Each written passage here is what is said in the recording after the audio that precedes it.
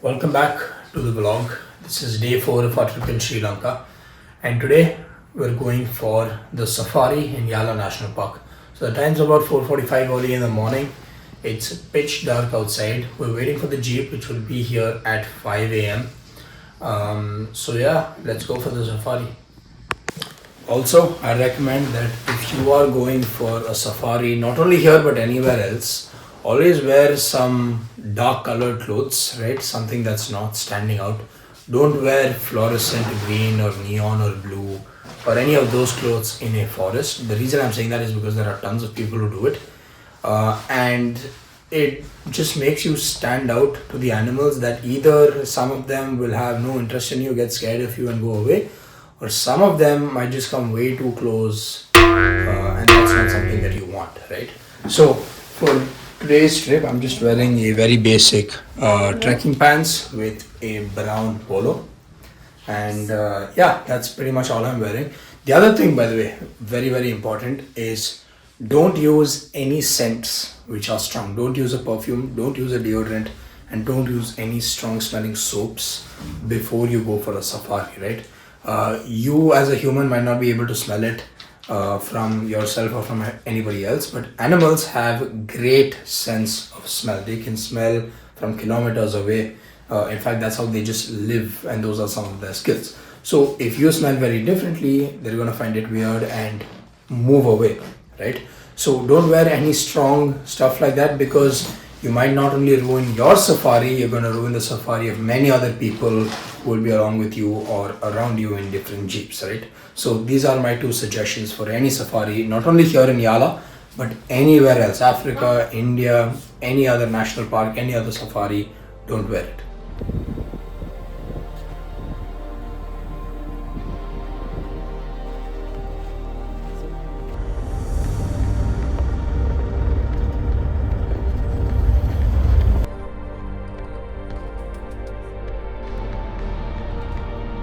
Before entering Yala National Park, all visitors need to complete a quick verification process. Make sure you have your passport handy, as it's checked along with your safari booking before you're allowed inside. Once the formalities were done, we climbed into our 4x4 safari jeep and headed towards the entrance gate. The drive itself was surprisingly comfortable, following a smooth, well-maintained tar road through the countryside. As we got closer, the excitement started to build. Hundreds of visitors and dozens of safari jeeps had already lined up outside the gate, all waiting for the park to open.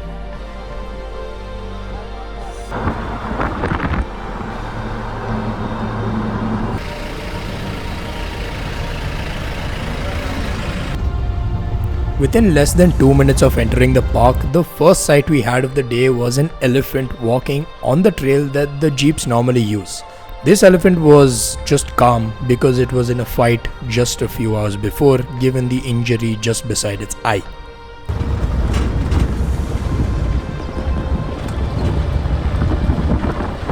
This way. Fresh. Fresh. The waters of Yala are ruled by the formidable mugger crocodile, one of Sri Lanka's most powerful freshwater predators. With their broad snouts and heavily armored bodies, these ancient reptiles have remained largely unchanged for millions of years. They spend hours basking along the banks of rivers, ponds and lakes in the conserved area, conserving energy before launching lightning-fast ambushes on unsuspecting prey. Despite their massive size, they can stay almost completely submerged with only their eyes and nostrils visible above the water's surface.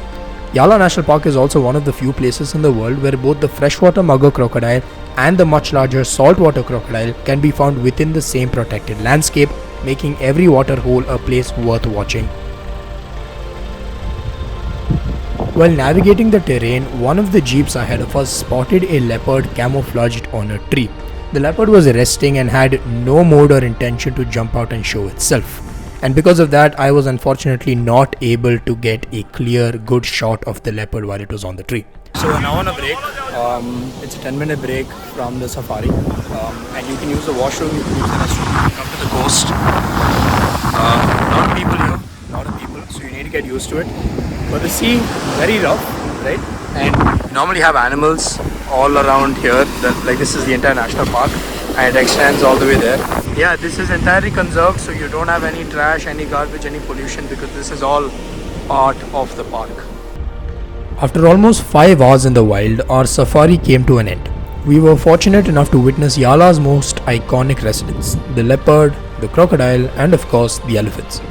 I've been to other safaris in India, but this was something very different, and with this experience, we left the park with memories that would last a long time. The journey back to the hotel was quiet, not because there was nothing to say, but because nature had already said it all. So I'm back from the safari. I'm a little tired, so I'll take some rest before we have an early lunch at about 12 o'clock. So it's about 10:30 right now. I'll rest for a while, have some lunch, and again go out onto the beach like I did yesterday to the other side, and I'll show you guys how it looks. Stay tuned for that. So again, I'm spending my evening in the same place as I did yesterday on the sand dunes. Tomorrow we're going to make our way all the way back to Colombo because day after tomorrow we have our flight back home. Guys, the terrain behind me is like Mars. Right? There's so much sand, there's so much heat, there's so much wind. The only difference is there's vegetation here and there's a sea behind me. That's the only difference.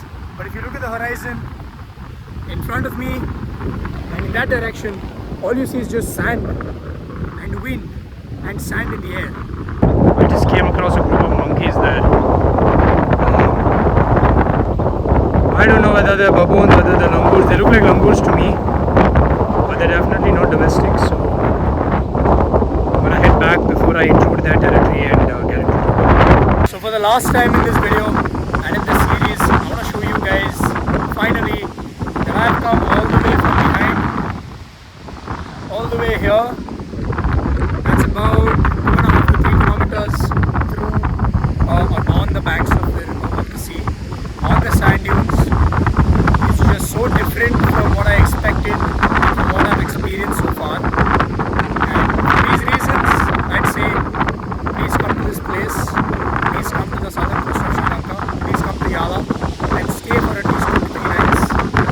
And most importantly, because this place is naturally so clean, because the number of people here are very less, if no people at all.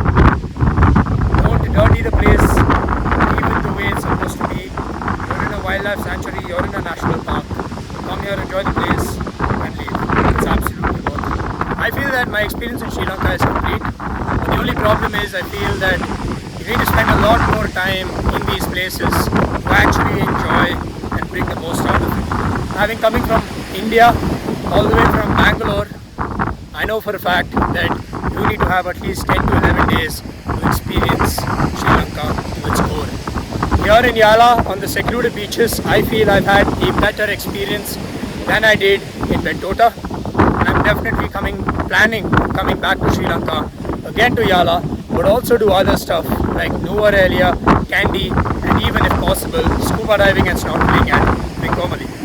So if you love travel vlogs like this and you want to see more, I document my travel journeys not only outside India but within Karnataka state, within the country of India, and put them out for you guys to see. I'm also going to make informative videos on how you can plan trips like this in the future. So if that's for you, if you're interested in that kind of content, do not hesitate to subscribe. Also give a thumbs up to this video. With that being said, I'm done on the beaches of Sri Lanka for my trip. All that's left to do is to wake up early in the morning tomorrow and make my way to Colombo, catch my flight and get back home.